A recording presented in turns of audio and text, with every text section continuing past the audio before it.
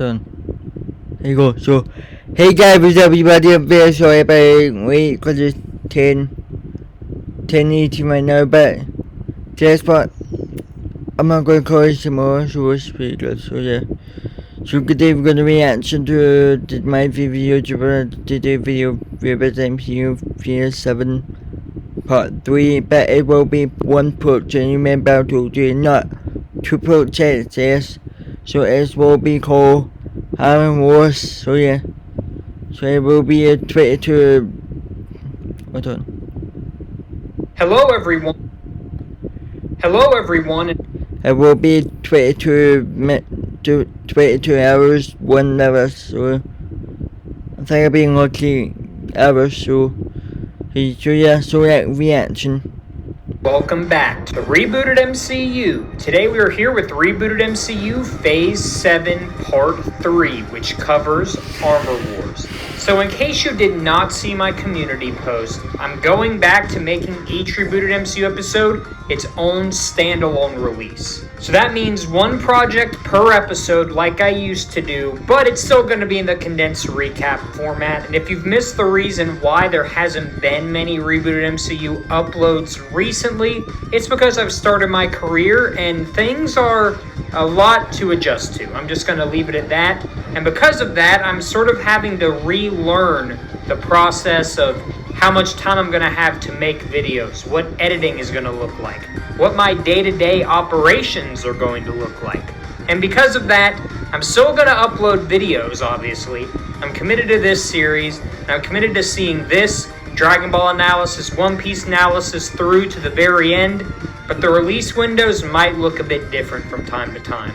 But I think going back to a single upload per episode is going to make everything a heck of a lot easier. So with that said, we have Armor Wars releasing today and we have Hercules releasing next Saturday. So without any further ado, let's go ahead and jump into Armor Wars. The fifth project in Phase 7 is Armor Wars, and it takes place in Universe 2032. The project opens up with the Daily Bugle logo, as we are greeted with the familiar face of Billy Walters, played by Adam Coble, who is filling in for J. Jonah Jameson as the host of the Midnight News recap. Walters then discusses the massive deal reached in court today between the estate of Tony Stark and the United States government over the use of the Iron Legion. We cut to see some familiar faces sitting in a courtroom. On one side of the room, we see former United States Vice President and Avenger James Rhodes, played by Don Cheadle, Stark Industries CEO Pepper Potts, played by Gwyneth Paltrow, and Chief of Stark Industries Security Happy Hogan, played by Favreau. And on the other side, we see United States Army General Nelson, played by Sean Kanan, and United States Vice President Sharon Carter, played by Emily Van Camp.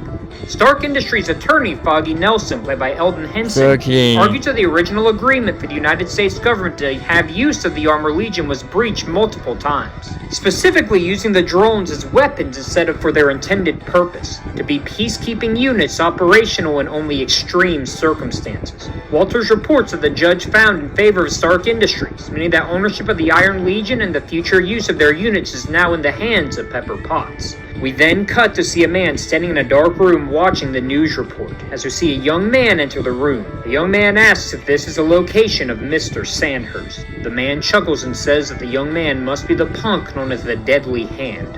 The young man stands tall as the man beckons for the younger man to come forward, saying that they both want the same thing: to destroy everything Tony Stark created. As the young man walks into the light of the room, he is revealed to be the child of Zhu Wenwu, the baby raised to hate and destroy Tony Stark, Shang-Chi, played by Dallas Liu. The scene abruptly cuts inside an MIT classroom as we see a girl being woken up by her professor. The girl is revealed to be Riri Williams, played by Dominique Thorne, who is scolded by Dr. Amara Pereira, played by Jacqueline Fernandez, for once again falling asleep during her biophysics lecture. As class is dismissed, we see Riri talking with her classmate and close friend Xavier King, played by Jacob Gibson, who pleads with Riri to do better staying awake during class. Riri laments about how her brain can't handle hours of lectures, especially when the material is stuff Riri taught herself back when she was in the 4th grade.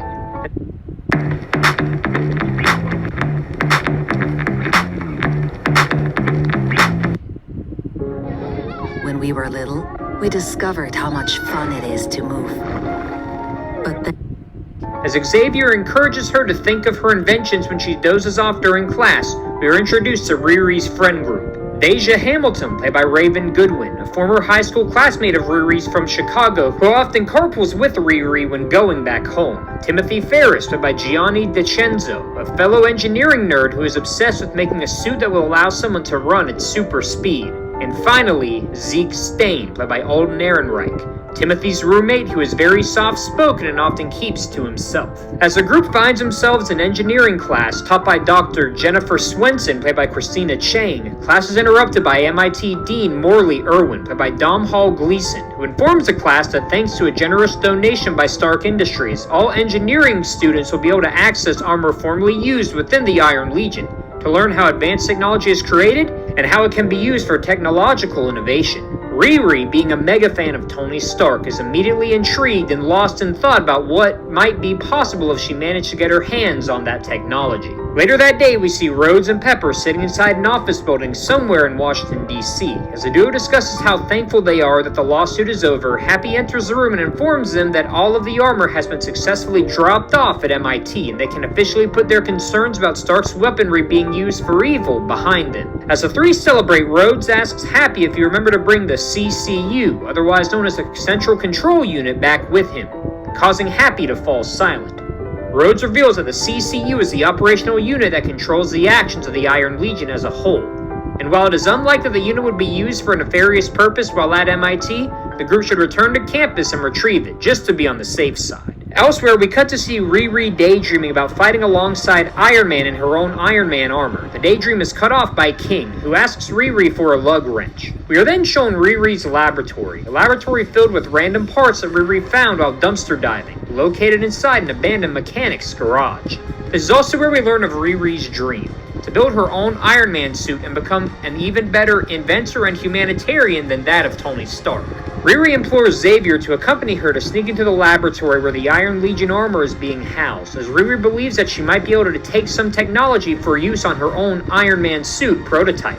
Xavier expresses concern with this idea, however, as both he and Riri are on thin ice with Dean Irwin, as the two have been caught stealing from the technology lab before, and another incident could lead to serious punishment.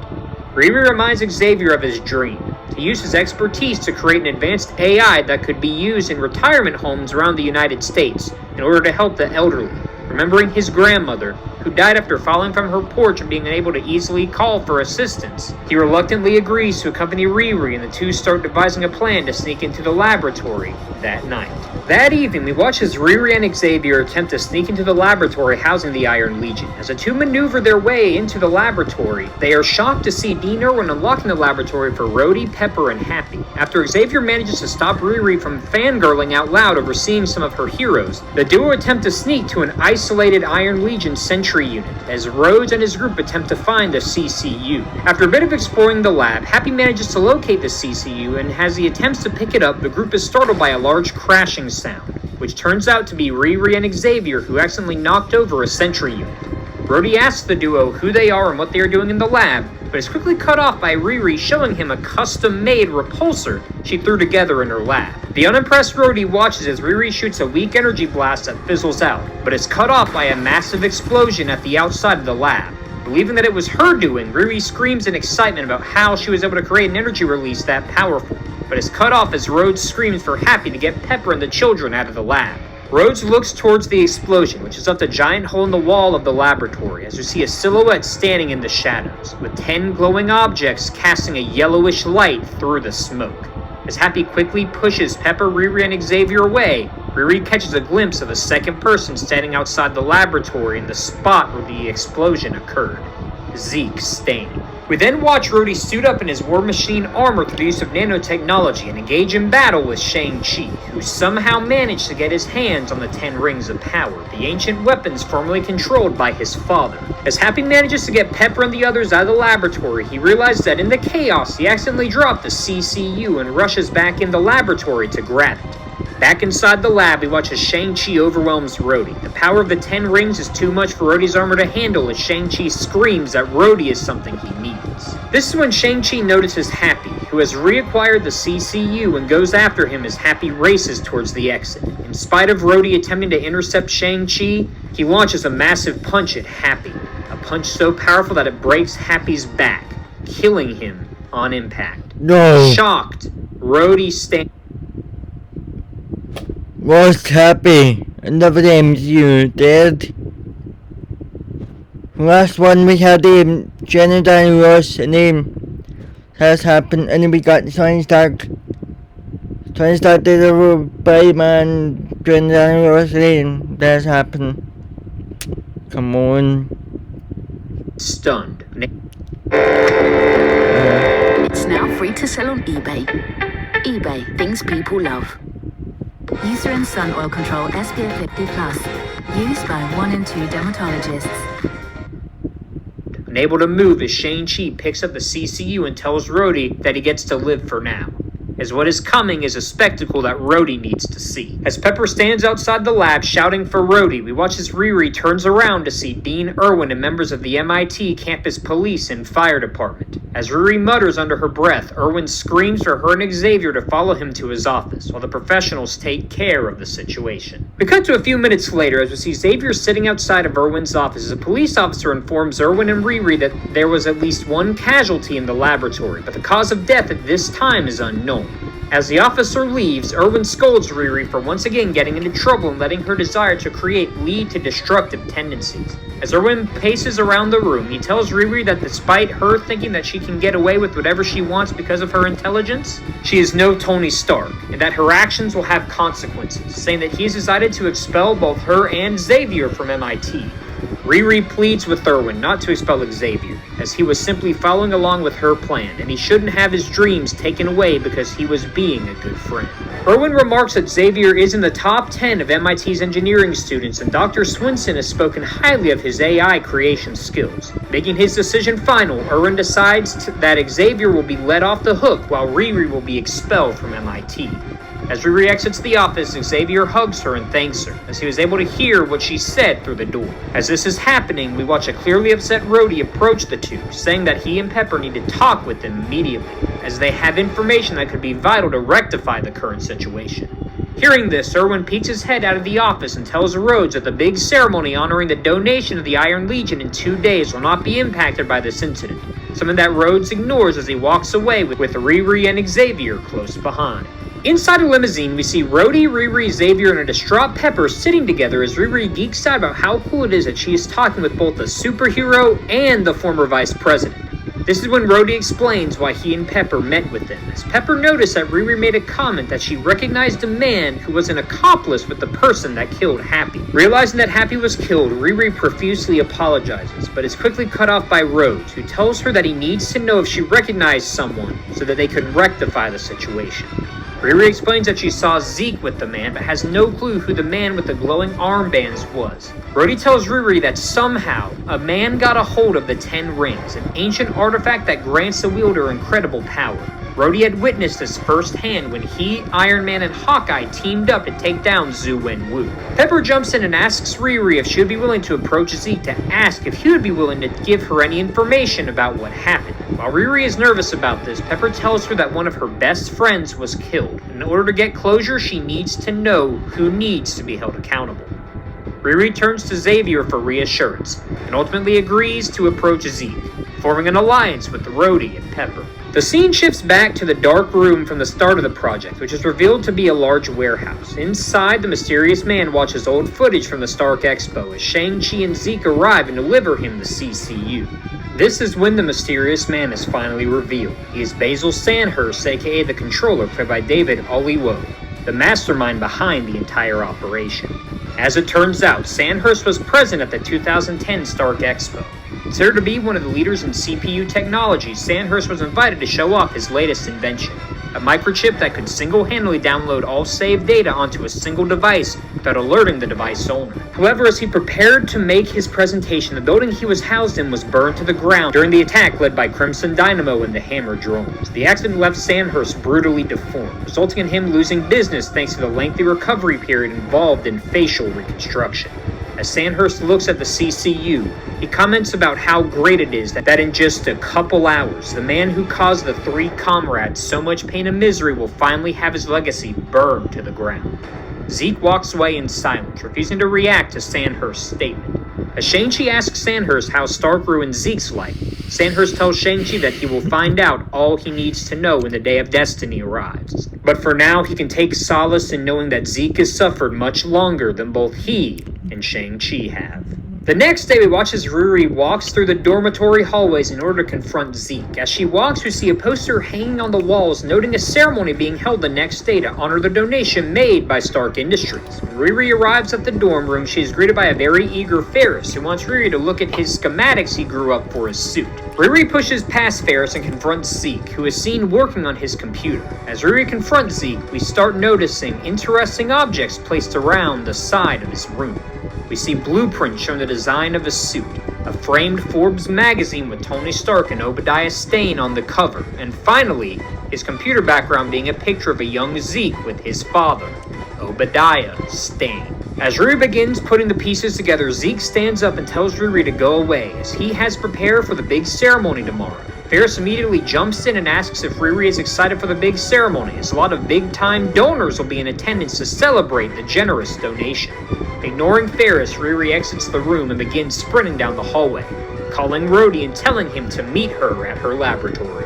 At the laboratory, Riri reveals her theory that Zeke and his associates would attack the ceremony tomorrow and would use the CCU to cause the Iron Legion to attack the guests, tarnishing the legacy of Tony Stark forever, which prompts Pepper to contact Dean Morley in an attempt to shut down the event. As Pepper talks with Morley, Rhodey observes Riri's lab and begins giving Riri pointers on her long-term dream project, the creation of her own Iron Man suit. Colgate Max White Ultimate. All to let you shine. Deeply whitens for 10 times whiter teeth. Download Revolut for free and create an account now. While Rhodey is impressed with Riri and Xavier's intuition, he tells Riri that she won't be able to build a viable suit of armor with the material she has, but does provide her with some ideas that she could use to expand on in the future. Pepper then re-enters the laboratory and informs the group that Irwin has refused to reschedule the event, claiming that too many high-profile donors will be in attendance, meaning that Rhodey and Pepper will have to figure out how to protect those in attendance at the event tomorrow. Riri offers to help, but Rhodey tells her that this is going to be far too dangerous and forbids her from going to help. Pepper thanks Riri and promises that after the entire fiasco is cleared up, she will find a way to repay Riri for her help. As Rhodes and Pepper leave, Xavier asks Riri if she is really going to listen to Rhodey, prompting Riri to wink as she tells Xavier to break out some blueprints as the two get to work. The next morning, we see an outdoor venue filled with wealthy donors who eagerly await the ceremony to begin. Backstage, Pepper once again attempts to plead with Morley to call off the event, but he refuses, citing the potential payday MIT would receive thanks to Stark's donation. Pepper then radios Rhodey, who has donned his War Machine armor, to be prepared for any possible scenario. Pepper then mentions that it feels weird not having Happy here to help out, prompting Rhodey to remind her that Happy's memory will be remembered, but for now they should focus on stopping the people behind his death. As the duo predicted, Dean Morley is cut off shortly after the ceremony begins, with the Controller taking over the ceremony. The Controller bashes Stark's legacy, saying that Stark was a man who pretended to care about people for the sake of making as much profit as possible, and that the ceremony today was a perfect representation of Stark's legacy. Technology being used for profit, and not truly used to help others. We then watch the Controller uses the CCU to activate the Iron Legion and commands the bots to attack those in attendance. This prompts War Machine to leap into action, and we also see Pepper suit up into a rescue nanobot technology Tony used during Infinity War. As Morley helps escort patrons out of the venue, Pepper and Rhodey's efforts are thwarted by both Shang-Chi and Zeke Stane, who dons a robotic armor of his own that he built alongside the Controller. As the duo are overwhelmed by the onslaught of combatants, Rhodey attempts to shoot the CCU out of the hand of the Controller, who laughs at Rhodey, telling him that he is no better than Stark, and despite his best efforts, Stark's legacy will be one of bloodshed and death, not one of heroism and selflessness. As the Controller laughs hysterically, we see the CCU explode in his hand, causing the Iron Legion to fall to the ground. As the Controller looks around, he turns to see Riri and Xavier standing just to the side of the venue, with Riri wielding an upgraded repulsor, one capable of shooting an energy blast that destroyed the CCU. The controller turns his sights to Riri and Xavier and races towards them. Riri and Xavier freak out as the repulsor only had enough energy for a single energy blast.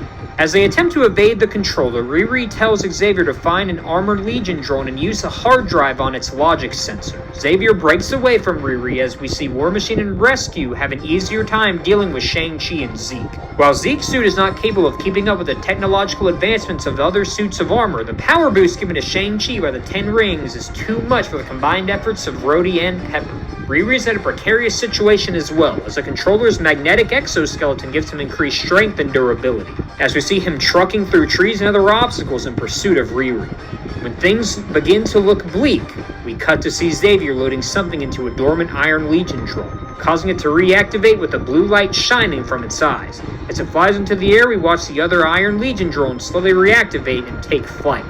As it turns out, Xavier loaded his own personal AI, nicknamed Not Tony, into the Iron Legion. The AI allowed a single drone to become the group leader, giving Xavier complete control of the entire Armored Legion fleet. Using this technology, Xavier commands the Legion to attack Shang-Chi, Zeke, and the controller. While the Legion does not have the same power as the combatants, the sheer number of drones quickly overwhelms the villains. Thanks to the help of Riri and Xavier, the controller and his men are defeated, and the legacy of Tony Stark is not tarnished in the eyes of the public.